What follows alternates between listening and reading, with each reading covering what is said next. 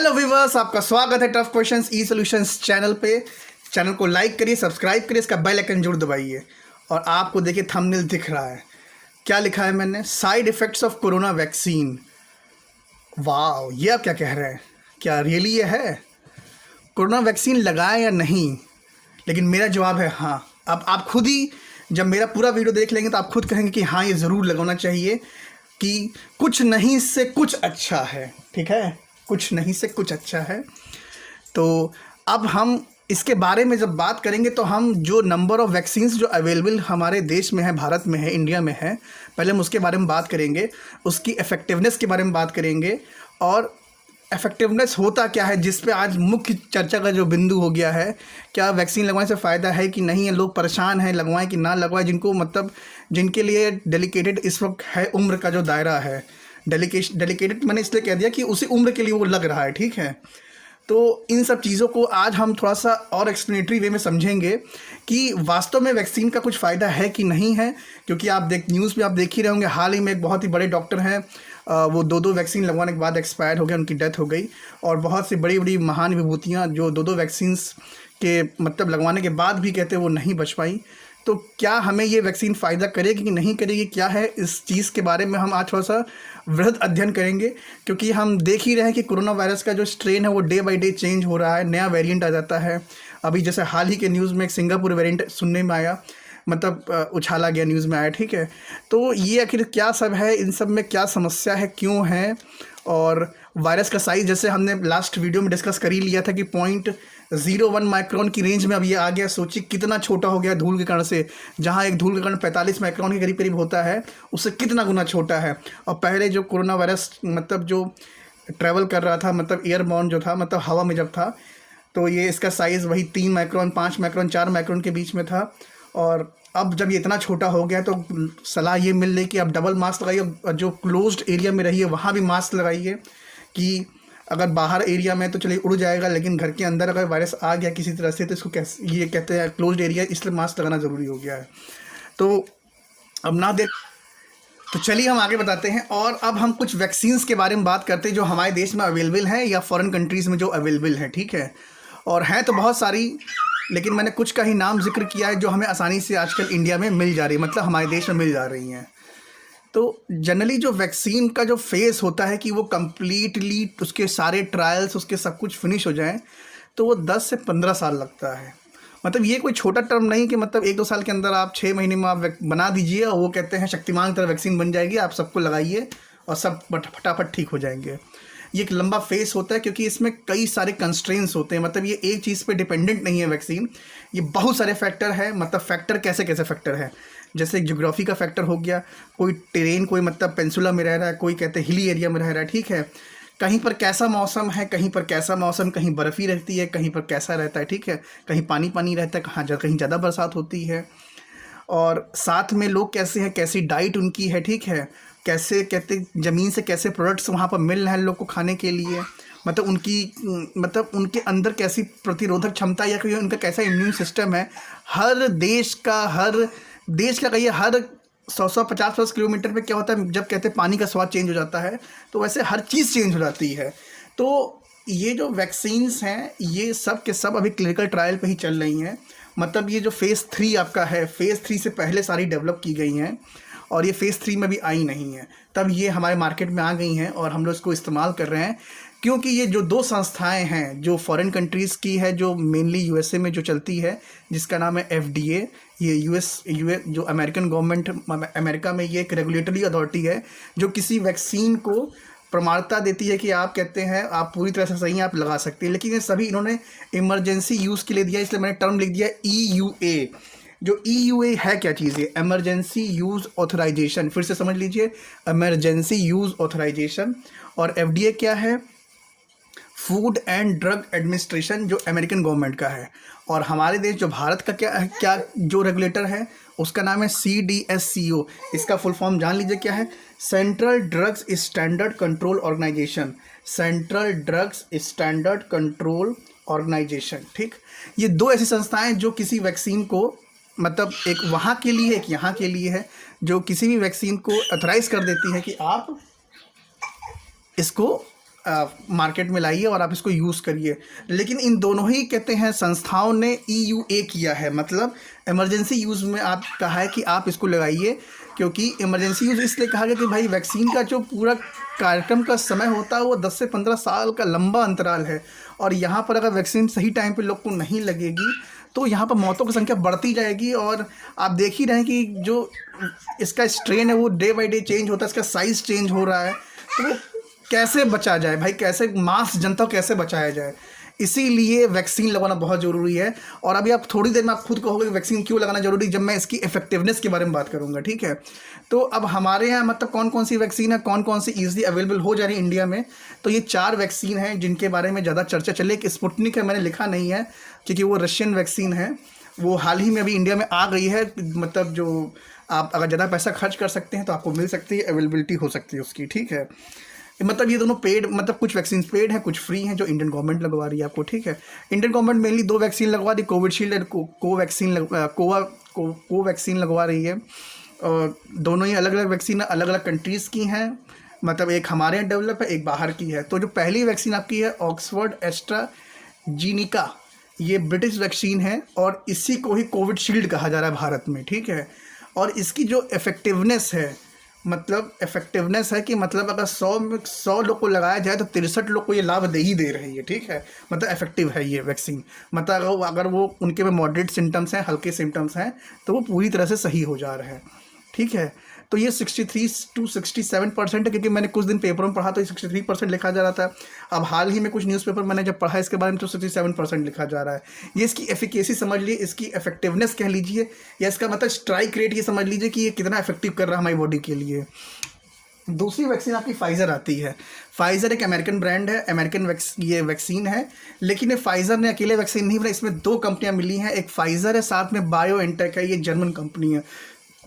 तो अगर आप अकेले नाम लेते हैं फाइज़र का तो गलत है, दोनों कंबाइंड नाम लीजिए भाई, दोनों की ही मेहनत है। ये फाइज़र एंड बायोएनटेक, और ये अमेरिकन जर्मन कंपनी है जिसने वैक्सीन, जब इन्होंने वैक्सीन बनाई है अपने फेज़ 3 ट्रायल से पहले, जो इन्होंने इमरजेंसी यूज़ में लॉन्च कर दिया है, तो इसकी जो एफिशिएंसी इफेक्टिवनेस है वो 95% है। इसके बाद एक अमेरिकन कंपनी मॉडर्ना है, उसने जब उसकी जो वैक्सीन लॉन्च हुई है तो इसकी जो एफिशिएंसी है, एफिकेसी है, वो 94% है। और एक हमारे भारत देश में बनाई गई है भारत बायोटेक के द्वारा। ये बहुत बड़ी बात है कि हम जैसे देश में भी कहते हैं, मतलब जहाँ इकोनॉमिक इतनी कहते हैं अनबैलेंस्ड रहती है, वहाँ पर भी कहते हैं वैक्सीन बन रही हैं, और ये बहुत ही इफेक्टिव वैक्सीन है। इसका इफेक्टिव रेट देखिए 78% है, कम नहीं है। आप इन जो हाल ही की जो ऊपर की 2 वैक्सीन, इससे आप तुलना कर सकते हैं। अब हमें जानना होगा कि आखिर होता क्या हमारी बॉडी में है।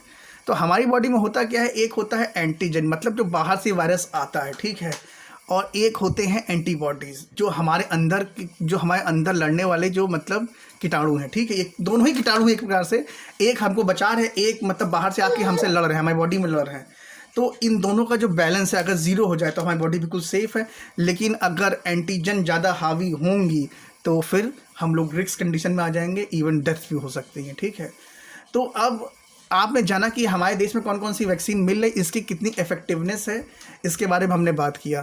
तो अब हमारा अगला चर्चा का विषय होगा कि वैक्सीन के ट्रायल्स, मैंने कई सारे शब्दों में कहा ट्रायल्स क्या है, और साथ में आपको ये भी मुझे बताना पड़ेगा कि इफेक्टिव रेट क्या होता है। तो इन दोनों के बारे में चर्चा होगी, और आपको जान के बहुत ही खुशी होगी कि हमारे देश में जो वैक्सीन थी आपकी, ये 16 जनवरी 2021 से भारत सरकार ने वैक्सीन, भारत में परमिशन मिल गई थी, पूरी तरह से लगना चालू हो गई थी, तो बहुत अच्छी बात है।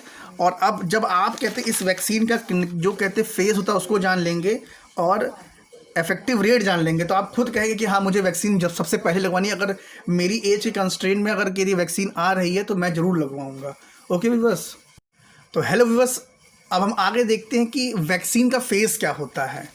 मतलब जब वैक्सीन का मैं बार बार कहता था ना कि 3rd फेज़ में है, ठीक है, और हम जो सारे कंस्ट्रेंट्स की बात कर रहे थे, ये मतलब एक हमने रफ़ आइडिया दिया कि आप वैक्सीन लगवाएं कि ना लगवाएं, बात इस पे हो रही है। अब भाई हम लोग डॉक्टर तो है नहीं भाई, बस मैंने तो कहते चलिए इंजीनियरिंग किया हुआ, ठीक है, और कहते हैं मैंने इलेक्ट्रॉनिक्स पढ़ी, मैंने साइंस पढ़ी, तो मैं कुछ चीज़ें समझ पा रहा हूँ। लेकिन जो कहते हैं जो लोग नहीं समझ पा रहे हैं वो लोग इस चीज़ से कैसे बचें और कैसे मतलब कैसे ये वैक्सीन लगवाएं कि ना लगवाएं, बात इस पर हो रही है। तो देखिए, पहले जानना पड़ेगा किसी भी वैक्सीन कितने फेज़ होते हैं। सबसे जो पहला फेज़ होता है वो ज़ीरो फेज़ होता है। उसमें क्या होता है, वैक्सीन आपकी लैब में ही होती है और जो एंटीजन होते हैं उस वायरस के उस लैब में टेस्ट होते हैं, अलग अलग दवाइयों से उसका प्रयोग होता है। एक्चुअली में जो लैब टेस्ट होता है वो एनिमल ट्रायल्स ही ज़्यादातर होता है। और हम लोग का जो जेनेटिक्स है, मतलब जो इंसान का होमो सेपियंस का जो जेनेटिक्स है, वो ज़्यादातर ज़्यादातर आपने सुना ही होगा कि कहते हैं जो किसी भी दवाई का जो रिसर्च मतलब जैसे मतलब जो होते हैं ज़्यादातर चूहों पर होते हैं या फिर आपके कहते हैं उन बंदरों पे होते हैं, क्योंकि इन्हीं का जो कहते हैं जो बॉडी जेनेटिक्स है, जो अंदर के जो जितने भी आपके ऑर्गन्स हैं वो ज़्यादातर ह्यूमन बींग से मिलते जुलते हैं। तो जब पहला फेज़ मतलब ज़ीरो फेज़ जब ख़त्म होगा लैब और एनिमल ट्रायल्स का, तब ये फेज़ 1 में जाएगी। तब ये 30 से 100 लोग को लगाई जाती है, उसके बाद टेस्ट होता है, ठीक है। अभी ये सारे जो फेजेस हैं ये सब कहते तब हैं जब बिल्कुल इंसान जो है बिल्कुल सही है, उसे कोई बीमारी नहीं हुई है, ठीक है, उस पर ये टेस्ट हो रहा है, ठीक है, उसको ये इंजेक्शन लगाया जाता है, उसके बाद उसको ऐसी जगह छोड़ दिया जाएगा, मतलब भेज दिया जाएगा जहाँ पर इस प्रकार का कोई इन्फेक्शन फैला हुआ है। उसके बाद उसके जो रिजल्ट्स आएंगे उस पर वो लोग चेक करेंगे। इसके बाद फेज़ 2 आता है जब वहाँ 500 लोग पर टेस्ट करेंगे, लेकिन रिस्क रहेगा। रिस्क का मतलब कि उन्हें कुछ ना कुछ जैसे बीमारियाँ होती हैं, जैसे डायबिटीज़ हो गया, ठीक है, हाँ कहता हाई ब्लड प्रेशर है, अलग अलग प्रकार की चीज़ें हैं, तो वो फेज़ 2 में चेक होती हैं जनरली। और एक यहाँ टर्म बहुत खूबसूरत टर्म आया प्लेसिबो, अगर आप इसको जान जाएंगे आज तो आप मेडिसिन की दुनिया में मतलब डॉक्टर की दुनिया में बहुत बड़ी चीज़ जान जाएंगे कि भ्रम क्या होता है एक्चुअली में। ये प्लेसिबो भ्रम ही है, कुछ नहीं है, ठीक है। अभी मैं प्लेसिबो पर थोड़ा सा डिटेल में बताऊँगा, क्योंकि बिना प्लेसिबो को समझाए आप किसी भी वैक्सीन का जो इफेक्टिवनेस है, जो उसकी एफिकेसी है, उसको आप बता ही नहीं सकते हैं, ठीक है। अब हम आगे चलते हैं फेज़ 3। तो अभी जो वैक्सीन है आपकी फेज़ 3 के ट्रायल में पूरी तरह से पहुंची नहीं है, और ये क्या इनको इमरजेंसी यूज़ एथोराइजेशन मिल चुका है कि मार्केट में लगाइए, लोग को बचाइए और मास पॉपुलेशन को बचाइए, वरना बहुत ही ज़्यादा संकट आ सकता है कहते हैं हमारी प्रजाति पे, इंसानों की प्रजाति पे। तो जो फेज़ 3 होता है वो रेयर जो डिजीज़ होती है उसके साइड इफ़ेक्ट्स को चेक करते हैं, मतलब वैक्सीन लगाई जाती है उन लोगों को और चेक किया जाता है कि इसके दूरगामी परिणाम क्या होंगे। तो ये कोई बहुत छोटा समय नहीं होता, ये बड़ा अंतराल का सब समय होता है, 10 से 15 साल, इसलिए मैंने कहा। इसके बाद आपको FDA और CDSCO जो संस्था है इसके द्वारा आपको अप्रूवल मिलता है, जो इंडिया की संस्था। बाकी फूड एंड ड्रग्स जो ऑर्गेनाइजेशन है उसके द्वारा जो आपको मिलता है, एडमिनिस्ट्रेशन के द्वारा मिलता है, ठीक है।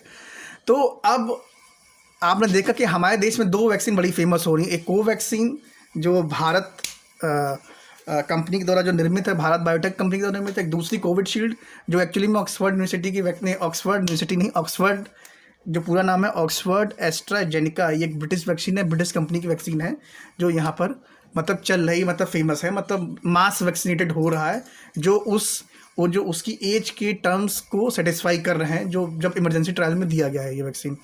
तो कोवैक्सीन का जो इफेक्टिवनेस है वो 78% है। अब जान लीजिए प्लेसिबो क्या होता है। जैसे कभी आप डॉक्टर गए हों तो आपको हल्का सा कुछ कहते मानिए आपको हल्का सा कहीं दर्द हो रहा है कमर उमर में, और डॉक्टर से आप कहते हैं कि डॉक्टर साहब मुझे बहुत दर्द हो रहा है, मतलब डॉक्टर जब पूरा चेकअप करता है तो कहता है कि वो अब मतलब वो जान जाता है कि ये आपका नॉर्मल दर्द है, 1-2 दिन में ऑटोमेटिक थोड़ा सा मसल्स का मूवमेंट कुछ भी हो सकता है, इसकी वजह से परेशानी आपको है। तो डॉक्टर आपको क्या करता है कि आपको दवाई दे देता है, उसको पता है कि अगर आपको दवाई वो नहीं देगा तो आपको वो आप मतलब जो ट्रस्ट है दवाई का वो ख़त्म हो जाएगा। तो वो क्या करता है कि आपको खाली कैप्सूल्स दे देता है, मतलब कैप्सूल के अंदर कुछ भी नहीं भरा होगा, या कुछ भरा भी होगा तो कोई सॉल्ट नहीं होगा, मतलब मानिए उसमें ग्लूकोज पड़े हुए हैं, ग्लूकोज ही पड़ा रहेगा जो कोई नुकसान नहीं करेगा, जो उसमें कोई सॉल्ट नहीं है, ठीक, ये मान लीजिए। मतलब या अगर आपको कोई कहते हैं केमिकल देगा पीने के लिए तो उसमें कोई सॉल्ट नहीं होगा, मतलब पानी दे देगा पीने के लिए, मतलब एज अ मेडिसिन दे देगा। तो आप समझे कि हाँ, मतलब आप खाओगे, उसके बाद 2 दिन बाद डॉक्टर से बहुत आराम हो गया, आपकी दवाई से बहुत फ़ायदा हो गया, लेकिन आपको रियली कोई बीमारी थी ही नहीं। तो इसीलिए मेडिकल साइंस में टर्म शब्द इस्तेमाल होता है, प्लेसिबो इस्तेमाल होता है। तो प्लेसिबो ये बताता है कि मतलब प्लेसिबो ये चीज़ मतलब एक भ्रम आपके अंदर आ गया है तो आपको वो कहते हैं खाली दवाई दे दे, उसमें कोई सॉल्ट नहीं होगा, ठीक है। तो कोवैक्सीन का ट्रायल भी ऐसे ही हुआ, ठीक है। मतलब कोवैक्सीन हो चाहे फाइजर हो चाहे जो भारत आपकी बायोटेक कंपनी है या स्पुतनिक है जो आई है, मतलब जो और चाइनीज़ वैक्सीन्स हैं जो बहुत सी चल रही मार्केट में आ गई, अब तो बहुत सारी आ गई हैं, बहुत सारी को परमिशन मिल गया है। तो ये लोग इन्होंने करते क्या है, जैसे मान लीजिए कोवैक्सीन का जो दिया गया है इफेक्टिवनेस जो है 78% है, ये क्या है, 20,000 लोगों पे इन्होंने वैक्सीन लगाई। तो इन्होंने क्या किया, 10,000 लोग को इन्होंने कहते हैं रियल वैक्सीन लगाई, मतलब उसके अंदर सॉल्ट था कोवैक्सीन का और उनके अंदर घुसा दिया उन्होंने, ठीक है। और बाकी जो 10,000 लोग थे उनको प्लेसिबो लगाया, मतलब उसमें कोई वैक्सीन थी नहीं, कोई सॉल्ट उसमें था ही नहीं। तो अब मतलब आदमी को तो ये लग रहा है कि उसको कोई वैक्सीन लग रही है, मतलब जो ट्रायल जब चल रहा था इसका, लेकिन वास्तव में उसमें कुछ था ही नहीं। और इन सबको ऐसे एरिया में भेज दिया जाएगा जहाँ पर कोरोना वायरस के कहते हैं जो वायरस जो है वो एयरबॉर्न मतलब वातावरण में होगा या वहाँ पर होगा, या उनको मतलब उसके एंटीजन उनको दिए जाएंगे, ठीक है, कोरोना वायरस के। और इस पे जब रिसर्च हुई तो जो रिजल्ट निकला, क्या निकला, 122 का रिजल्ट निकला। 122 में वैक्सीनेटेड भी हैं और आपके नॉन वैक्सीनेटेड भी हैं, जिसको हम प्लेसिबो कह रहे हैं, ठीक है। प्लेसिबो क्या है, जिसमें कोई सॉल्ट नहीं है, वो मतलब ऐसे ही कहते हैं वैक्सीन लगा दिया गया, उनमें कुछ भी नहीं था। तो जो एफिकेसी रेट होता है आपका, इफेक्टिवनेस रेट होता है, ये क्या होता है, अनवैक्सीनेटेड कहिए या प्लेसिबो कहिए जिसमें कोई सॉल्ट नहीं, माइनस वैक्सीनेटेड जिसमें सॉल्ट है, अपॉन प्लेसिबो या अनवैक्सीनेटेड इंटू 100। तो रिजल्ट कैसा है देखिए, जब 122 लोग को लगाया गया तो वैक्सीनेटेड उसमें पहली बार जब मानते हैं, ठीक है, जब 78% उसकी इफेक्टिवनेस जब कब आ रही है उसकी, तो जो अनवैक्सीनेटेड उसमें कितने थे, 100, जिनको कुछ भी असर नहीं हो क्योंकि उनकी बॉडी में पहले से ही एंटीबॉडीज़ मौजूद थी, मतलब कह सकते हैं। और उन्होंने असर दिखाया, उस आदमी कुछ हुआ ही नहीं, मतलब उसको वैक्सीन लगी, मतलब उसमें कुछ था ही नहीं वैक्सीन में। और वैक्सीनेटेड ऐसे लोग थे जिसमें रियली वो सॉल्ट था, लेकिन तब भी 22 लोग को हो गया, तो जो इफेक्टिवनेस आएगा वो 78% आएगा। अब क्या है कि 122 का जो फैक्टर है, जब मतलब ये लोग कहते हैं पॉजिटिव निकले कोरोना से, मतलब कोरोना वायरस का जो कहते हैं एंटीजन था इनके अंदर डाला गया किसी भी स्रोत से, तो जो वैक्सीनेटेड थे उनमें कोई नहीं बीमारी, किसी को बीमारी नहीं हुई, ठीक है। और जो प्लेसिबो मतलब जिनके में दवाई थी नहीं, वही सब के सब बीमार हो गए।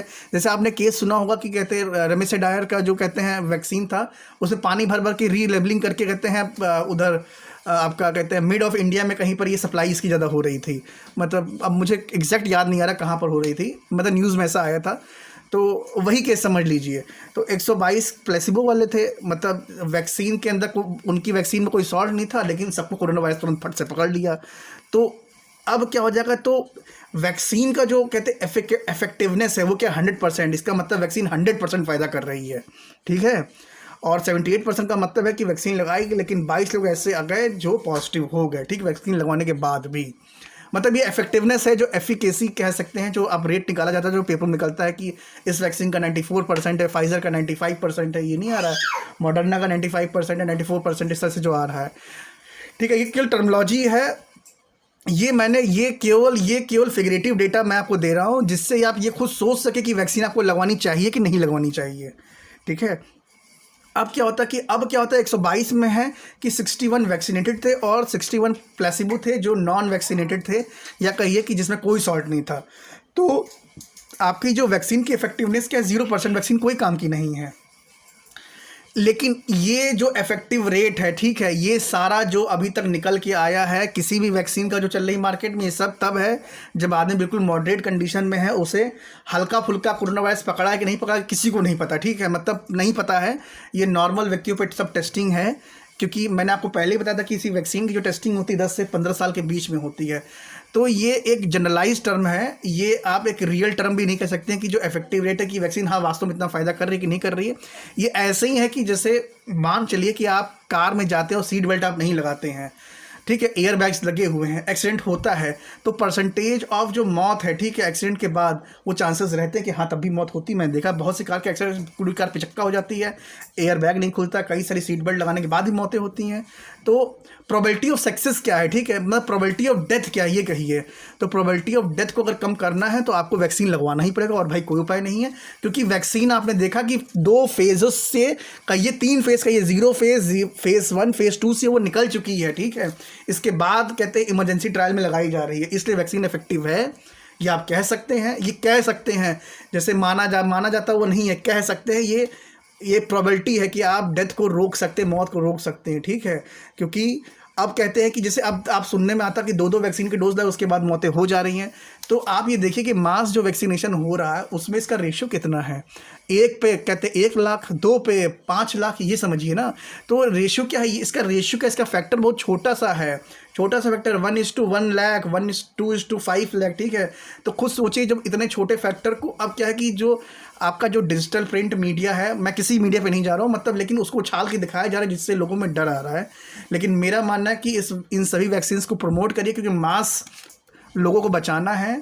और इक्का दुक्का घटना की वजह से अगर आप वैक्सीन नहीं लगवाएंगे तो ये आप ही अपने आप को नुकसान कर रहे हैं। क्योंकि मैंने ऐसे लोग के फेफड़े देखे हैं, मतलब उनके एक्सरेज देखे हैं, जब वैक्सीन लगी है वैक्सीन नहीं लगी है तो एंटीबॉडीज़ बन जाती हैं बॉडी के अंदर और अफेक्ट करती हैं और बचाती हैं। ये मतलब उस प्रकार समझिए कि आपको, कि जैसे कहते हैं हेलमेट लगाना बाइक के साथ बहुत ज़रूरी। भाई क्यों लिखा जाता है कि हमेशा देखिए बाइक जब जहाँ तेल भरता है ढक्कन पे लिखा होता है ऑलवेज वियर अ हेलमेट। ये इसीलिए प्रिकॉशनरी यूज़ है, प्रिकॉशन लीजिए। बाकी जो प्रिकॉशंस कहे जाना, मैंने इस लास्ट वीडियो में बताया था कि कोरोना वायरस का साइज़ क्या 0.01 माइक्रोन इस पर चला गया है। सोच सकते हैं कि N99 मास्क भी इसके सामने फेल है, ये इतना छोटा वायरस है। तो ये आपकी अगर एंटीबॉडीज़ बॉडी के अंदर बन जाएंगी तभी आपको बचा पाएंगी, वरना फिर अगर सीवियर कंडीशन होगी।